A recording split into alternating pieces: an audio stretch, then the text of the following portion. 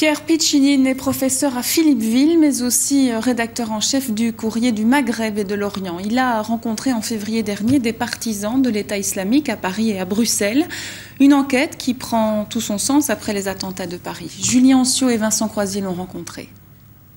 Pour réaliser cette enquête, qui se trouve en ligne sur le site du Courrier du Maghreb et de l'Orient, Pierre Piccinini a rencontré à plusieurs reprises, à Paris et à Bruxelles, ceux qu'il ne veut pas appeler des djihadistes, mais plutôt des partisans de l'État islamique.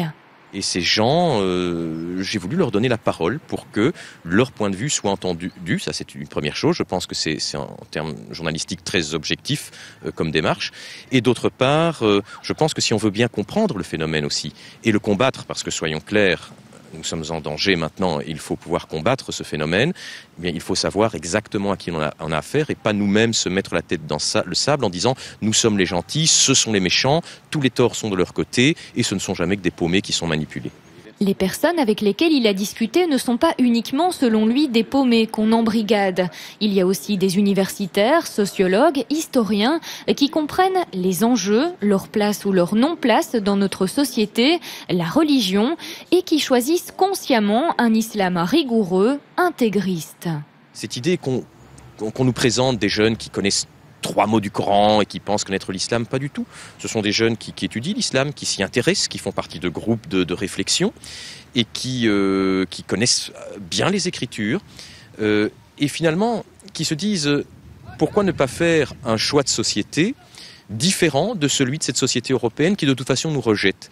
Pourquoi ne pas retourner à ce qui était notre identité par nos parents ou nos grands-parents, retrouver cet islam, cette religion qui est aussi politique. L'islam est dès ses origines religion et politique. Quand le prophète Mahomet crée cette religion au 7e siècle, il crée aussi une sorte d'État arabe. Pour Pierre Piccinini, les événements de ces dernières années, printemps arabe ou guerre d'Irak, ont réveillé cet islam politique qui a aujourd'hui ses ramifications en Europe.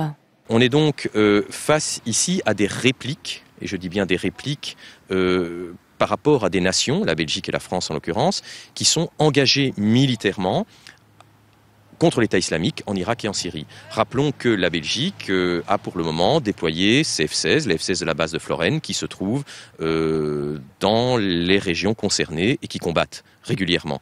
C'est la même chose pour la France. Donc, il est difficile pour des nations qui sont en guerre de ne pas à un moment être frappés à leur tour. Alors on est stupéfait parce qu'on pensait naïvement qu'on pouvait frapper à distance des ennemis sans jamais recevoir de réplique. Il ne s'agit donc pas pour lui d'attentat mais d'une guerre qui n'est qu'au tout début et qui fera encore des victimes. Une solution pour faire reculer l'État islamique serait d'envoyer des troupes au sol, mais les pays occidentaux restent frileux. Donc il faut envoyer des troupes au sol, on ne va pas le faire tout de suite, je ne le pense pas. Ça va être très compliqué. Et l'État islamique est encore là pour longtemps.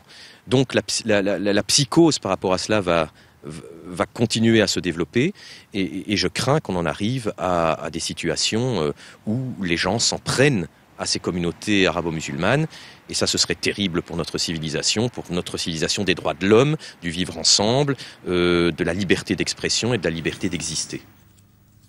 Voilà une enquête à lire sur l'adresse qui s'affiche sur votre écran, Courrier du Maghreb et de l'Orient.info.